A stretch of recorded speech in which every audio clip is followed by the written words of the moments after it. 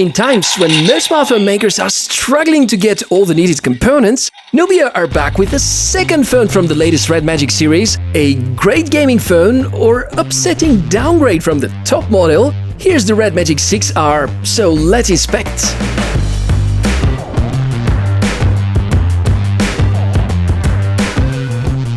Hey, how are you doing? Really nice to meet you. My name is Michael, you're a Tech Mishka, and what we do here is to inspect cool tech with this smartphone. This is the Nubia 6R with a lot of fingerprints on the back.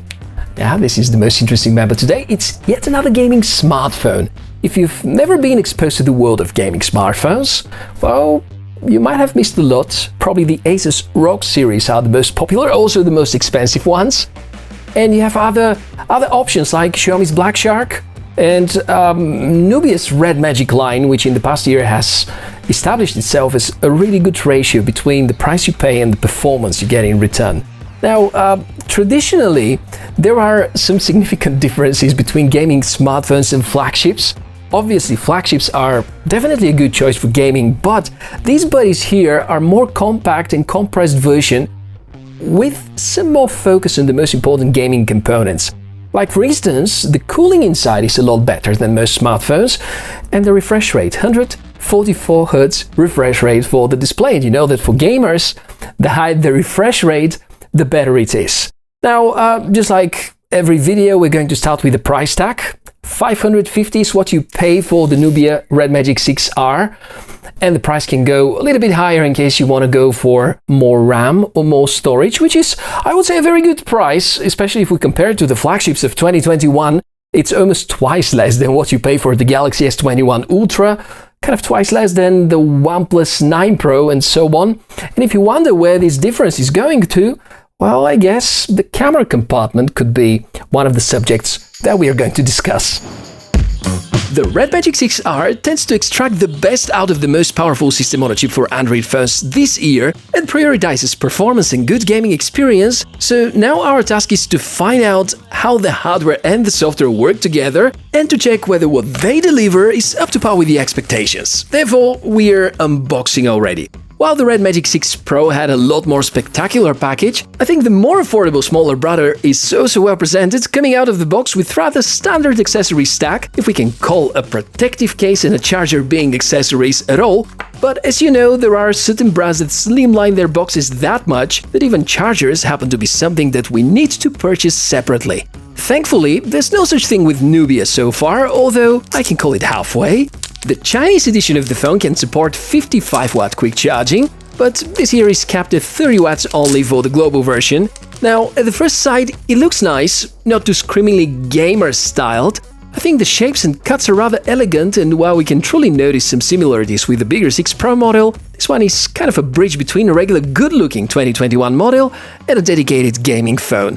I'm going to reduce sharing my own thoughts at this point to a minimum so that we can focus our attention on the technical specs, because there are some pretty interesting findings. The Snapdragon 888 system on a chip, which is the best you can hope for. There's a 144 Hz 6.67 inches display with Gorilla Glass 3 coverage. Storage is either 128 or 256 gigs. RAM varies between 6 and 12 gigs depending on the model that you choose. There's a quad camera setup with a 64 megapixel IMX682 Sony image sensor, a modest for 2021 battery capacity of 4,200 mAh, in-display fingerprint sensor, some other goodies and extras, and all of that is packed within just 186 grams. So yeah, the Nubia Redmagic 6R is rather lightweight, and we can use this statement not only literally, but also to describe some of the features. Now, you know well that even the best hardware specs may be demolished by poor software or design, so let me show you some gameplay and let's talk about the major components and their actual performance. To start with the obvious, the display, it looks good, but given the themes and the color choice, at no point of time it's gonna strike you with premium colors or performance. The biggest challenge for me was switching from Mi 11 Ultra's display with 1700 nits peak brightness down to just 700. Note that this doesn't mean the Redmagic 6R looks more than twice darker, but I think the difference is pretty obvious, and unfortunately one of the most important components for awesome gameplay is not exceptional. It feels more like Nubia have decided to use some bits from last year's Redmagic models, but the qualities are here for sure. 144Hz refresh rate, and that's amazing experience. Not all the games are optimized towards such a high refresh rate, but using the specially developed game space, you can actually fine-tune the game so that you can get the most out of it. Some facts: 10-bit color space, DCI-P3 screen calibration, and 360Hz touch sampling rate. A bit less than what you get from the pure Redmagic 6 or the Pro, but you won't feel too much of a difference during the gameplay. I really like the implementation of the game space feature. It's a great set of useful tools and info bars that you could access at any point of time while you're gaming. There even is integrated screen recorder feature, which works quite nice. Also, there's a way to add shortcuts to some apps in order to be accessible while you enjoy your favorite shooter or racing game. The competition about being the best gaming phone this year is so serious that smartphone makers often come with such cool software improvements. Now, probably one of the most important questions: if we stress a lot this device, will there be overheating and therefore some throttling? And in short, the answer is yes, but that's gonna be very temporarily, and it's gonna be significantly less as compared to most of the flagships of 2021. The cooling here is based on graphite, vapor chamber liquid cooling, thermoconductive gel, copper foil, and the metal mid-frame. Therefore, the heat disposal is very effective. I managed to reach throttling after the third minute of stressing in hot area, and throttling is the moment when the operating system is temporarily reducing the performance of the CPU and the GPU should it feel that they are becoming too hot. If the processor is weak, you're going to notice serious stuttering while playing. Using the best system on a chip for Android devices this year, even during throttling periods, which lasts only a few seconds, the performance degrades by only 20%, which is remarkable. Flagships like the Galaxy S21 Ultra, based on the Exynos chipset, usually experience performance degradation only after a few seconds, and this can get much worse after minutes. So the Redmagic 6R offers decent performance if you're comfortable feeling the warmth inside your hands, but all the games I've played didn't show any lags or stutters, so I assume the software is well optimized towards this. Speaking of stuttering, here is some surprisingly happening when scrolling up and down with the launcher.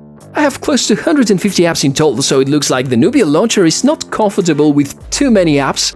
You can of course switch to your favorite one, Nova Launcher or Apex or whichever it is.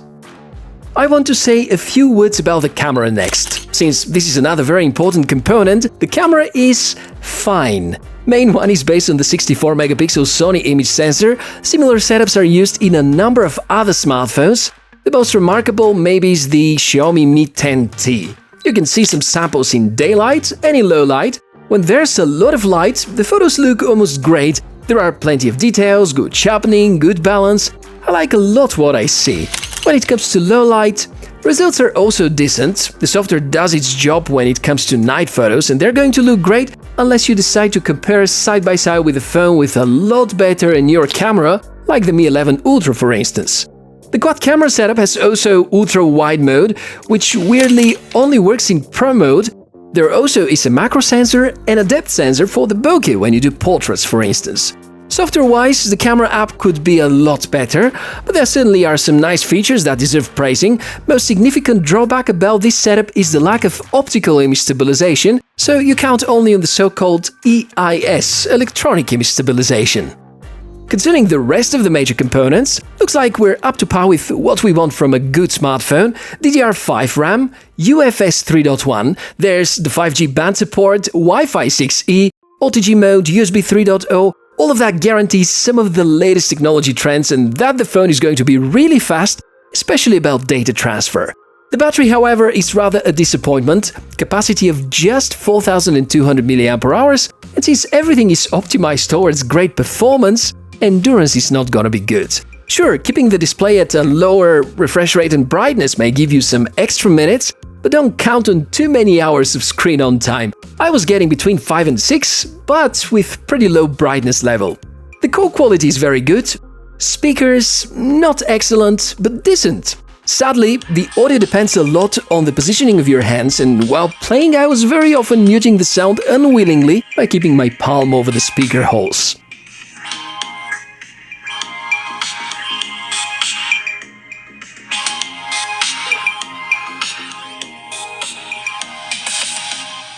So at the end, let's summarize it like that. The Nubia 6R is for those of you who are looking to get the best priced gaming smartphone ever, with, of course, accepting the minor imperfections like the not too great camera, the subpar battery life, the minor software glitches, but at the end of the day you get a very lightweight and great looking smartphone. It has almost exceptional CPU and GPU performance, and all of the rest is just fine. But again, remarkably good price. If you're ready to give around $100 to $150 more, the Redmagic 6 Pro is, in my opinion, the much better alternative given the fact it has active cooling, so make sure to watch the full review about that. And if budget is not a priority at all, you may check also the Asus ROG series as well. The price tag there is higher for a bunch of good reasons. In the end, I really liked the Nubia 6R. Well, probably I enjoyed a bit more the 6 Pro that I've tested a few weeks ago, but generally I do consider the Redmagic line to be one of the best choices should you go for a budget-oriented gaming smartphone with the top-end specifications, at least in terms of system on a chip and cooling. And you can let me know what you think about all that in the comment section below the video. And of course, if you have some follow-up questions, I'll keep an eye on all the comments that you post down there. Should you want to buy this smartphone, please do it using the links which are posted in the description below the video. It's been so much fun and thank you so much for staying with me until the end. Probably if that's the case, you can subscribe to the channel, give us a like and share with friends over social media. My name is Michael and I hope to see you soon. Bye!